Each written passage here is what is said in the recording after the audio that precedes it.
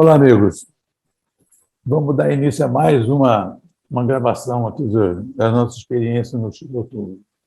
Dessa vez eu estou trazendo um convidado que já é conhecido de todos vocês, porque ele já é a terceira vez que ele vai aparecer aqui, chama-se Fernando Carillo. Fernando acompanhou todo o processo das minhas experiências, né, ao longo dos anos em Angola, no Lusamba, no Catoca e no Estotô. Só que no Estotô ele ficou pouquinho tempo, ele me abandonou logo na saída, né? Ficou só 6 meses lá e foi embora. Na verdade, ele tinha recebido um convite para trabalhar fora do Brasil, e fora de Angola também, e vive até hoje nos Estados Unidos, fazendo um trabalho muito bonito lá.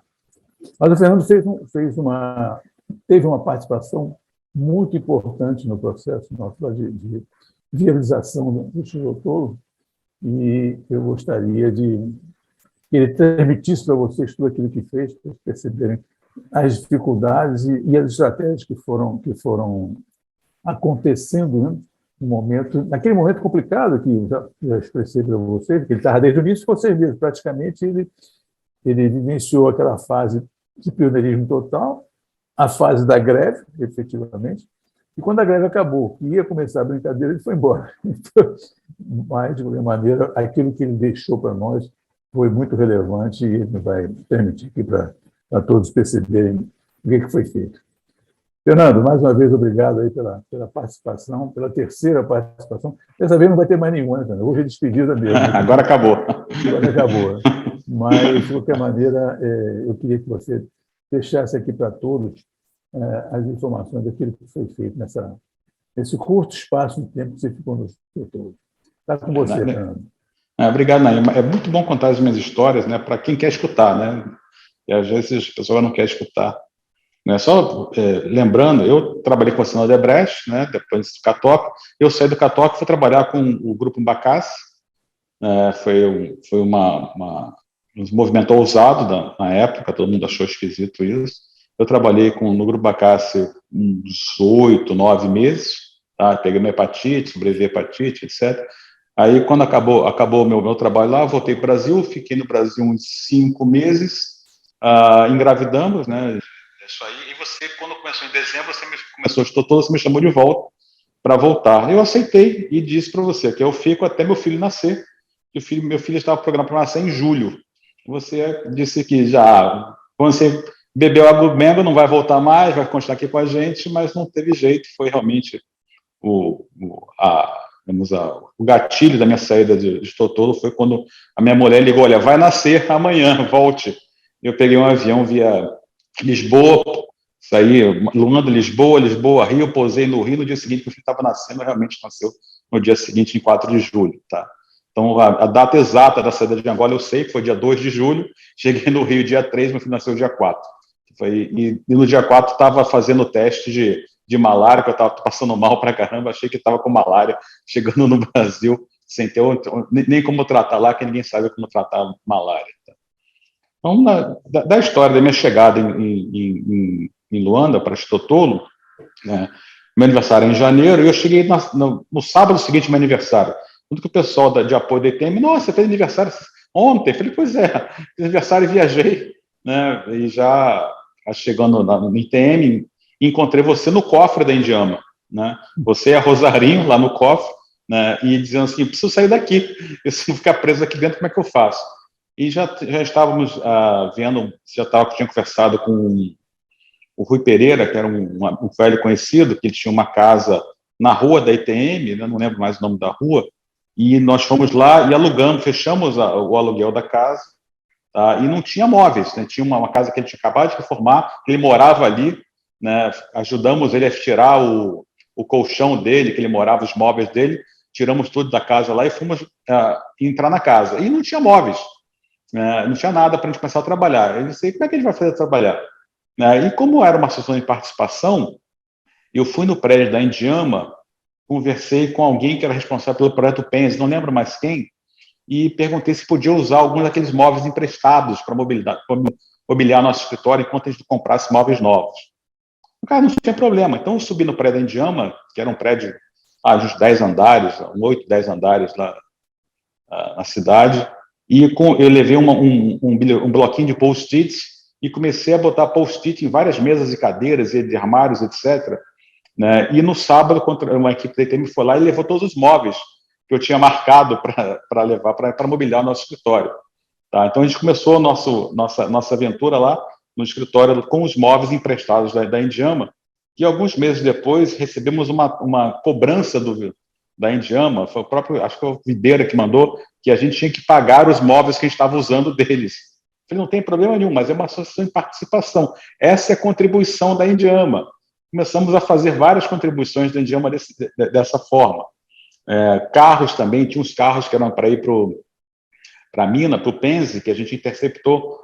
2 a gente interceptou em Luanda, que a gente precisava de carro para andar lá, né? E o carro não foi para a mina. O carro que eu andava em Luanda era um carro que tinha sido comprado por Projeto Penzi, o Projeto Penzi já não existia mais, passou a ser Getúlio, e todo aquela maquinário que estava lá no estágio, a gente recebia cobranças mensais da utilização daquilo, como se fosse um aluguel, né? E a gente tinha que negociar todo mês o não pagamento desse aluguel, porque era, na verdade, era a mesma calça, né?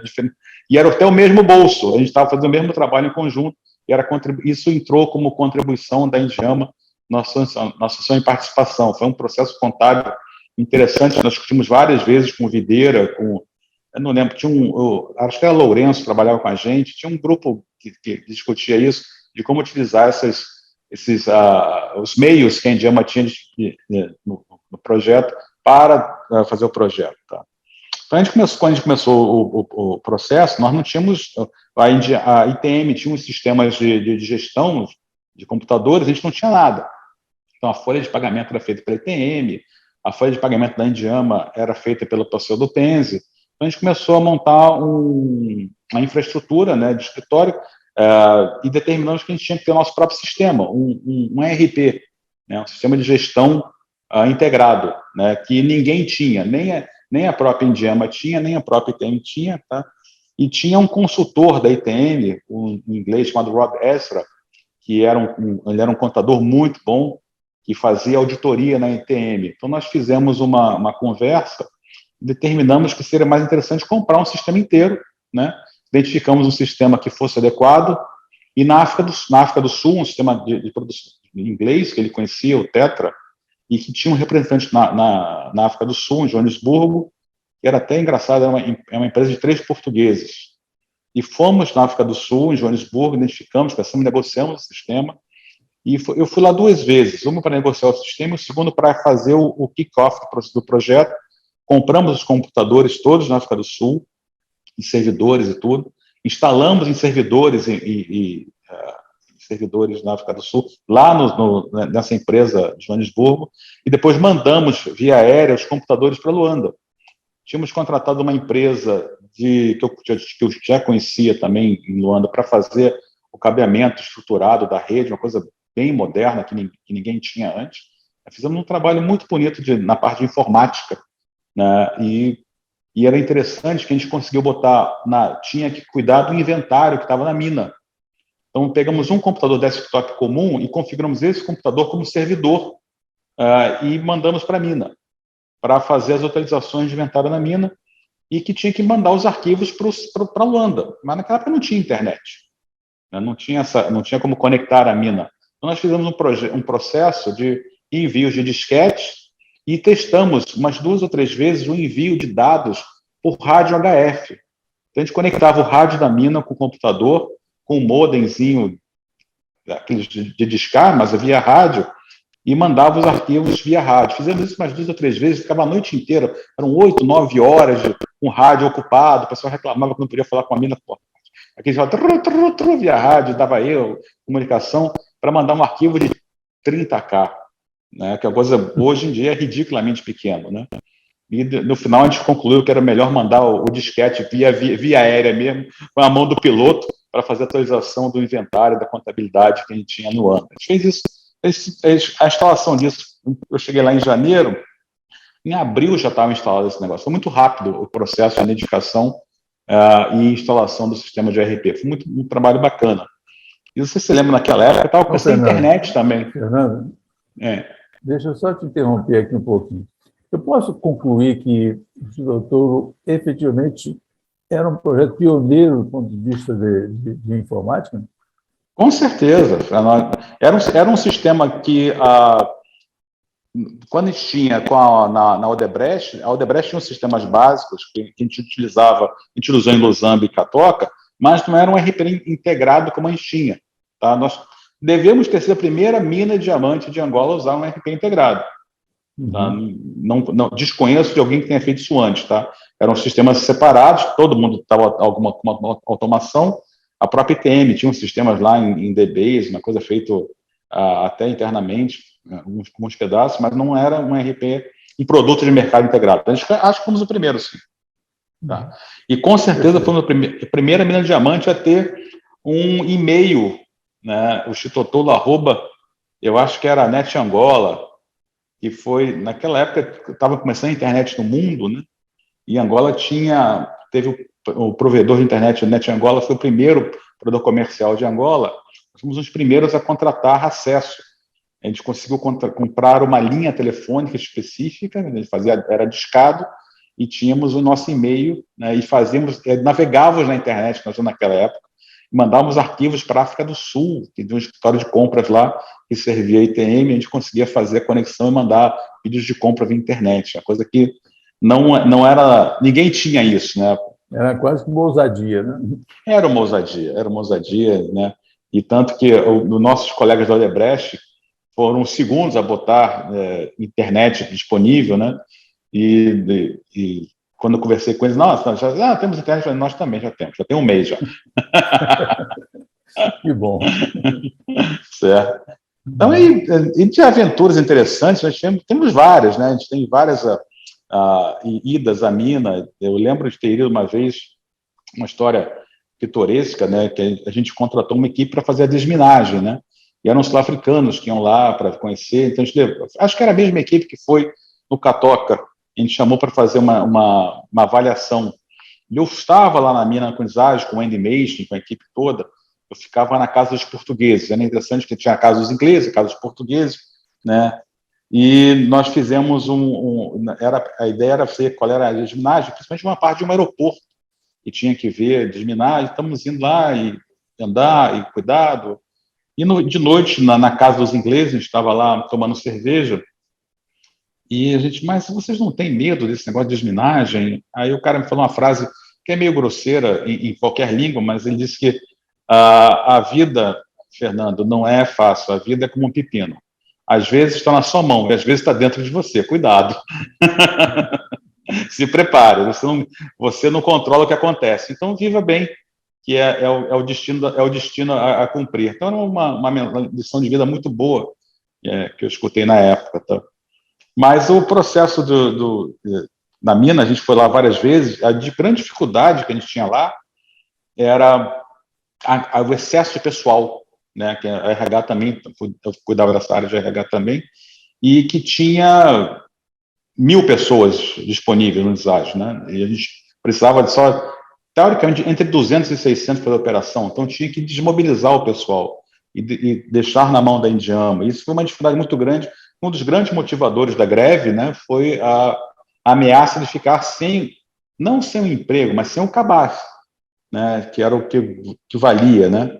E eu lembro que eu tive reuniões com a comissão de trabalhadores lá do sindicato da Anisage, e que eram reuniões bem, vamos dizer, acaloradas, bem fortes, né? E nós trouxemos eles para Luanda para negociação, para ver como conseguir debelar a greve. E entre os vários pedidos, né, eu lembro, isso também foi pitoresco, os vários pedidos justos, né, tinha um que me chamou a atenção, que era, queremos também computadores para o sindicato. E queremos o computador último grito. Né? Eu falei, último grito? De ponta. O que quer dizer último grito? Né? Aí foi interessante entender que o último grito era o último modelo disponível no mercado.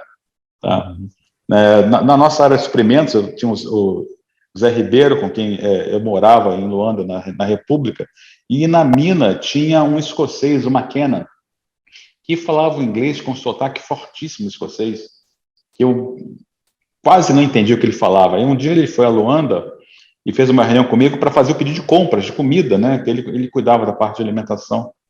E ele falou, Fernando, we need more Royce. Royce? Royce, McKenna, o que é Royce? Não, more Royce, that thing that Filipino eats a lot. Eu falei, rice. Né? Então eu entendi. Eu fiz um dicionário de escocês e inglês para conseguir conversar com o McKenna, para saber o que ele estava fazendo de comida, para fazer os pedidos lá para o nosso escritório da África do Sul e poder fazer a alimentação da mina. Foi uma aprendizagem muito grande de como trabalhar com essas pessoas, tá? Apesar de ter sido muito rápido a minha passagem de Totolo, né, eu tenho muitas histórias. Eu tenho histórias interessantíssimas. De uma vez a gente estava na mina e eu estava voltando para Luanda e no aeroporto tinha aquele delicioso voo que a gente fazia de combustível, né? Aquele cheiro de gasóleo delicioso. E a gente estava esperando o avião pousar e tinha a equipe não sei se é do Exército, da Polícia Nacional, que fazia uma inspeção de bagagem, para ver se não estavam roubando diamante. Né? A gente não roubava diamante, a gente era da exploração. E eu lembro que estava com a minha carteira comigo, e o soldado quis inspecionar a minha carteira. E eu não deixei ele pegar a carteira na mão dele. E ele falou, você está achando que eu quero te roubar? Eu falei, não quero achando que você vai me roubar, não é isso. Só que a minha carteira é minha, não tenho nada aí dentro.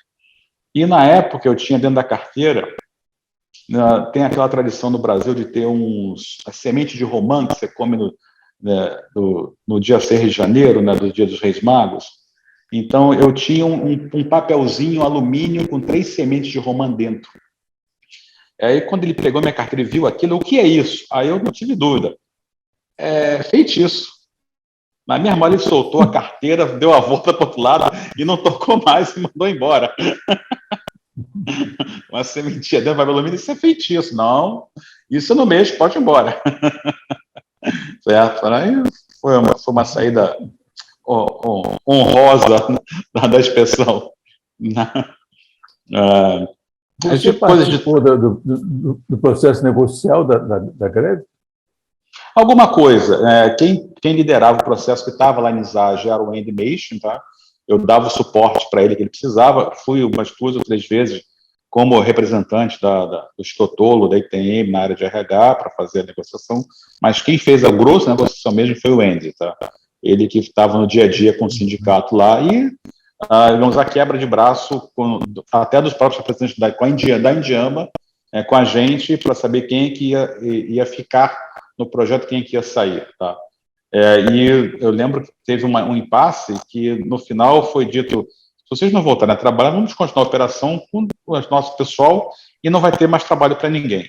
Isso talvez foi uma das digamos, umas chamadas, né, da realidade. Olha, não é porque o Penzi tem 1.000 pessoas, que tem 1.000 pessoas para operar essa mina, mudou o projeto, mudou o conceito. Isso deu e eles pediu chance, olha, vocês têm que entender que é um trabalho diferente, né? E uma coisa que nós tinha algumas daquelas pessoas dali tinham sido oriundos do nosso, coisas que nós fizemos no Luzamba, né? E a gente tinha o Luzamba tinha um respeito muito grande pelo trabalho que foi feito, né? Apesar de ter sido um projeto muito rápido, o projeto social do Luzamba tinha uma atração muito grande. E Nizage tinha uma vantagem, tinha uma cidade construída. O Luzamba não tinha isso, né? Então a gente tinha uma promessa de transformar aquela cidade em uma coisa melhor. E era uma coisa que a gente tentava mostrar para eles, que o projeto social tinha um alcance maior do que apenas a exploração mineira tradicional que eles estavam acostumados. Não era só produção, era um avanço social, apesar de ser uma mina de exploração, que a gente chegou a ser a segunda maior mina de Angola, não sei se ainda mas era um projeto muito interessante.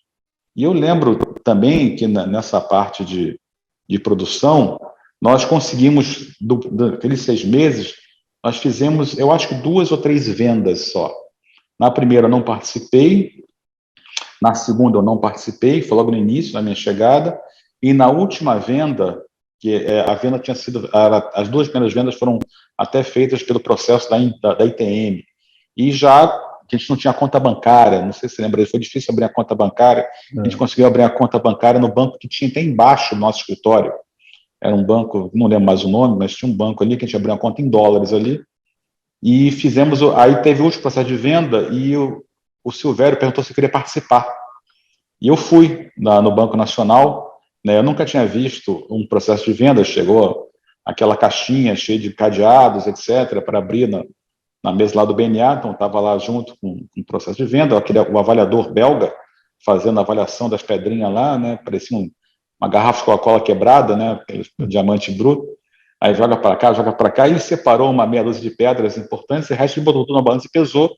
deu não sei quantos quilates, e as pedras grandes individuais ele avaliou uma por uma. Aí foi que eu entendi que o diamante não é raro. Raro é o diamante grande. O diamante pequeno tem à vontade. Os raros são os grandes, e esses que valem dinheiro. Eu lembro na época foi uma venda de...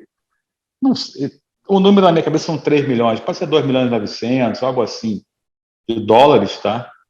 E foi feita a venda, e depois a transferência saía de algum lugar do mundo, se me engano, da Bélgica mesmo, ia para o BNA, e no BNA você tinha que liberar para a sua conta bancária. E isso demorava semanas, às vezes até meses, para conseguir fazer isso.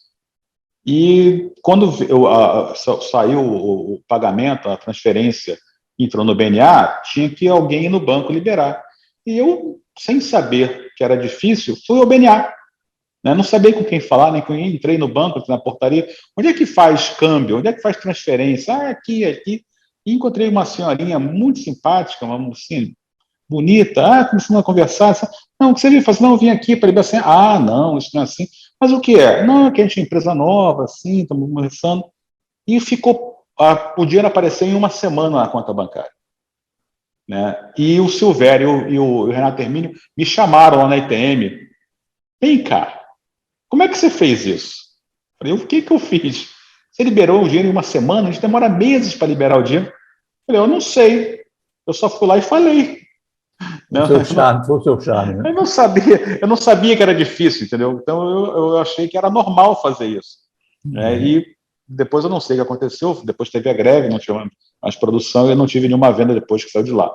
Mas aquela senhorinha era uma pessoa muito simpática, que eu, infelizmente, não lembro mais o nome dela, mas foi um processo de aprendizagem também, de como fazer, de como conversar com as pessoas, o entendimento do que está acontecendo. Tá?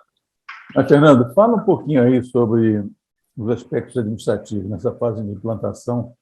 Que tipo de participação você teve, né, na consolidação dos procedimentos, enfim, do estrutura arrancar de forma estruturada? Como é que foi a sua participação?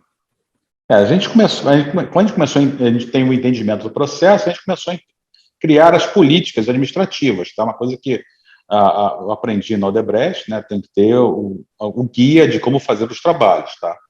Então, a gente começou a criar políticas administrativas, e com a minha saída, a gente não concluiu a tempo, e depois eu voltei, em setembro de 97, para fazer a conclusão final disso. Então, a gente montou as políticas de contratação de pessoal, política de viagem, política de administração de pessoal, de folha de pagamento, política de suprimentos, de compras, tudo que seria os processos de suporte à produção, nós criamos as políticas, né, inscritas, né, que pudessem ser compartilhadas com todos. Então, havia um documento grande, né, que deve estar ainda no meu computador em algum lugar, com todos os procedimentos, de quem autoriza o quê, quem faz o quê, né, de troca de informações, até de política de comunicação, na época era importante, né, ainda se fazia papel, né, então tinha quem imprimia, quem recebia o papel, quem podia autorizar as coisas todas, tá? Quais eram os níveis de autorização que precisava para cada compra, e isso também, para nós que viemos da Odebrecht, era uma coisa comum, e na ITMs foi uma novidade, né? As autorizações eram com base na pessoa que estava ali, era o Renato aprovava, você vai aprovar, vende aprovava e acabou. Então a gente fez um processo que era mais descentralizado, as nossas políticas tinham essa visão de que dava poder a quem precisava resolver o problema. Tá? Então isso foi Isso foi uma novidade também, tá? Dentro da gestão do Stotolo. E eu lembro, eu voltei a Luanda depois, fiquei lá no hotel ali não lembro o nome do hotel, não lembro o nome do hotel, sei lá. E foi a primeira vez que eu fiquei num hotel em Luanda, nunca tinha ficado em hotel, sempre tinha ficado em vila residencial, né, em república, e foi diferente de ficar no hotel, e fizemos a apresentação das políticas para todos, do Stotolo e da ITN também, e o que eu soube alguns anos depois, que alguns procedimentos foram adotados nos outros processos da empresa, tá? Então, isso é uma coisa que foi diferente, e que criou até talvez a base de crescimento do Stotolo. Inclusive, tinha já um núcleo de procedimentos na área social que a gente queria criar, de como interagir com a comunidade. Eu lembro que, na época, eu conversei já naquela época, eu tinha conversado com a Conceição, que foi depois contratado para o projeto, para que teria aí, mas a greve atrasou a contratação desse pessoal. A gente precisava ter a infraestrutura e precisava ter o dinheiro para contratar também, e que a greve atrasou ter esses fundos para fazer isso. Uhum. Perfeito.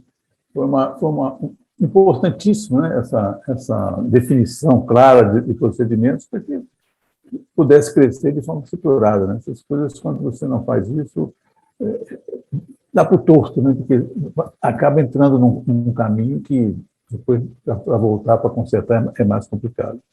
Eu acho que foi fundamental. O Catoca também aconteceu isso, né? A gente gerar todas as normas, o procedimento, os porquês ou o como de cada coisa, para que efetivamente tudo ficasse claro e você pudesse dar os passos de forma estruturada. E esse foi o meu compromisso com você. Eu ia lá eu sabia que ia ficar pouco tempo, mas eu tinha que deixar o processo estruturado para o próximo, para já que quem chegasse pudesse atuar com base naquilo. Tinha até política de informática, de como fazer, como é o desenho da rede, não sei se você tem em algum lugar isso, posso até procurar aqui, né, mas de como fazer a troca de informações entre a mina e Luanda. Ciclo de comunicação, né? Exatamente. Né?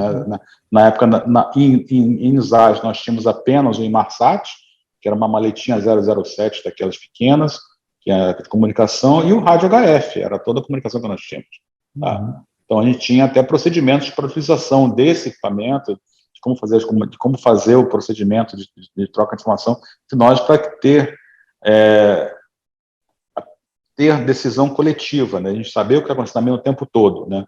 A gente falava com o Endmation todos os dias, tinha reuniões via rádio, para saber o que está acontecendo, né? E tinha uma política de uso de comunicação, não só na mina, como também em Luanda, para ter que a informação flua e que a informação dá a gestão necessária para a organização da empresa.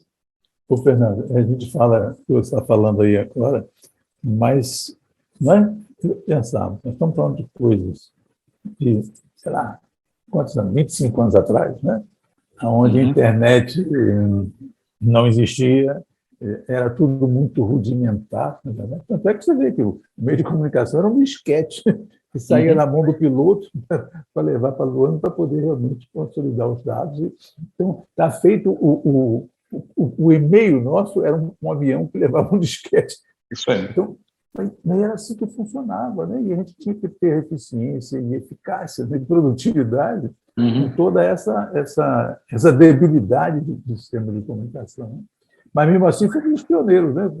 Tivemos aí soluções ousadas, mais uma vez, que permitiram realmente a gente conseguir fazer coisas que eram, digamos, atípicas para a realidade daquele momento. Né?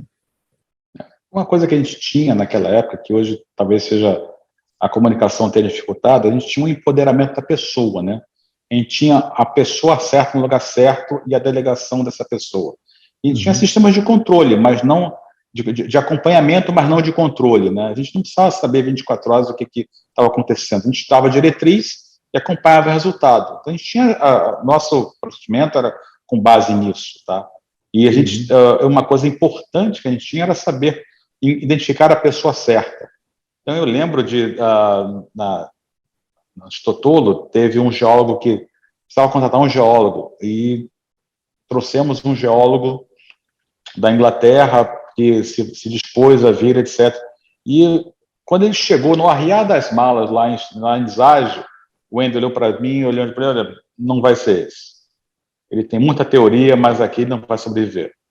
E realmente não ficou, né? Já sabia que não ia ficar, tá?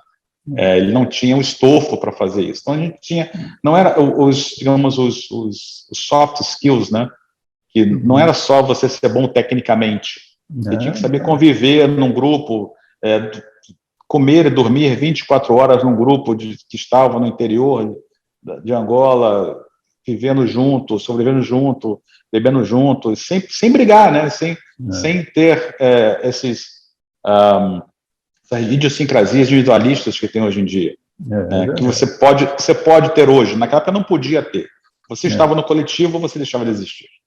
Estamos juntos o tempo todo. Exatamente.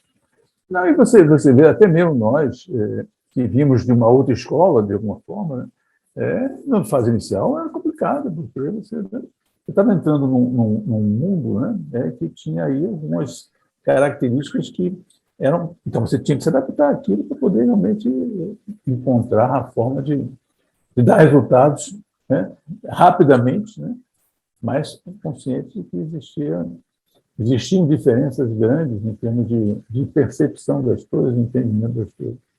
Isso foi um aprendizado, isso foi uma escola, né? Está aí presente, está aí você aí praticando as coisas. Eu por aqui também, e todos nós que vivenciamos a realidade de Angola, de uma forma geral, né? Angola é um grande laboratório e uma grande escola para todos nós que vivemos nesse país, né? Não tenho dúvida nenhuma, acho que foi um grande aprendizado, né? O que você falou aí, essa forma de viver na diversidade, na verdade, né?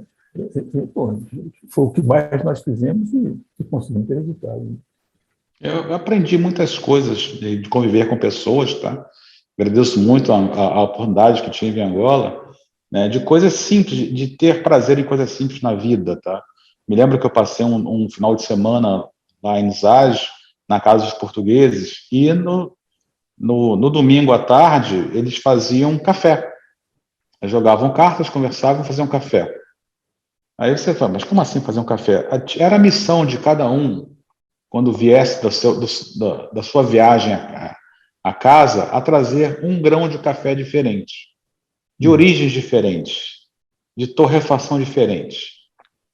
E a gente chegava lá e eles moíam o café, faziam os próprios blends, né? Misturavam um grão com o outro para saber qual é o mais saboroso, qual é o que dá mais resultado. Então, dizia, esse aqui tem 20% de Brasil, com 30% de Java, com 15% de Quênia, e faziam essas misturas, e a gente fazia o café, distribuía na mesa, o que você acha disso aqui? Como é que está isso aqui? Está bem? Era uma diferente. Então, você é um prazer simples, tomar café, né, e de criar a sua própria mescla, e botava etiqueta. Essa mescla foi feita por tal pessoa, assim. Foi interessantíssimo isso, tá? Uma coisa que, mas eu, brasileiro, acostumado a tomar café com uma coisa mais comum do mundo, não tinha despertado pelo prazer de um bom café, de um bom blend, dos sabores diferentes, tá? E o desafio de fazer diferente, né? O desafio de fazer diferente. E isso criava uma camaradagem muito grande, né? Criava sempre um relacionamento muito bom entre todos, né? Porque todos tinham um compromisso de agradar a todos. Virava um desafio mesmo, né? Sim. É porque eles não descobriram as suas qualidades culinárias, né? Isso, qualidades culinárias, tem uma interessante. Lembra que você morava num apartamento ali em cima da ITM? Exato. Né? Eu morava no apartamento Nova lá, de um dia você me liga, né? Tínhamos telefone, né? Ou, não sei se foi via rádio. Você não quer jantar aqui em casa, não? Quando você falava isso, é porque não tinha comida em casa. Pronta, né? Não tinha nada pronto. Não tinha nada pronto em casa. Não quer jantar aqui em casa? Aí eu lembro que fui para o seu apartamento e tinha umas 12 pessoas lá. GG, Strunk, Diana, tinha umas 12 pessoas. E aí você disse, olha, mas não tem comida. Mas como você me chama para jantar no seu apartamento, para escutar música com 10, 12 pessoas e não tem comida? A geladeira está cheia. E tinha muita coisa no freezer congelado. Eu me lembro que tinha um pedaço de carne grande e umas outras coisas, umas batatas, né? E eu consegui fazer uma carne que eu botei, e você não tinha tempo, tinha pouquíssimos temperos. Eu botei canela na carne. E eu me lembro da cara de espanto da Diana e do Strunk. Canela? O que você está fazendo aí? O Strunk tinha acabado de chegar de viagem, ainda estava com aquela. Ele viajava com uma calça esportiva, né? Desses abrigo esportivo, e estava assim, né, meio confuso, trocado, e saiu lá para as 10 da noite, saiu a comida. E todo mundo, né, é o segredo da comida, né? Com fome, toda comida é boa. Todo mundo comeu, aí o GG fez uma salada de latas, de feijões, etc. Que o GG dizia que toda salada é que nem jazz, né? É só improvisar que fica bom. Né? E, nossa, foi uma salada, uma carne, era uma aventura de convivência o tempo todo, porque era isso que a gente fazia, né? Que trazia a camaradagem. Angola fazia isso mesmo, né? A gente tinha que... o convívio era fundamental, né? Você tinha que... O prazer era estar todo mundo junto e ali curtindo aqueles momentos, desde o café, né? da mistura dos tipos de café, até a carne com canela, que funcionava muito bem também. Fernando, olha, bicho, gostei muito essas experiências todas vividas em Angola, e essas particulares que você trouxe para a gente aqui, já trouxe as outras lá no TikTok, não foi? Fica aí como marca, né? Como marca dos desafios vencidos, né? Com competência. É uma pena que essa é a última gravação que nós temos com você. A não sei que você queira depois aparecer aqui para contar outras histórias para nós daí nos Estados Unidos, né? Mas foi um prazer grande. Quero agradecer mais uma vez a você ter participado desse nosso momento e compartilhar com as pessoas que estão assistindo as experiências do Instituto através de você. É isso aí, amigo. Mais uma vez, obrigado. Só para finalizar, né? Essa nossa conversa é uma conversa leve, que a gente se conhece há muito tempo, né? Não fiquem pensando que o Instituto foi só festa e café e conversa, tá? O nosso trabalho lá teve uma consequência importante, né? Em 6 meses, a gente saiu do cofre para uma empresa estruturada, com RP, com política de gestão administrativas, né? Então, foram 6 meses muito intensos, né? A gente trabalhava 12, 14 horas por dia, de final de semana, etc.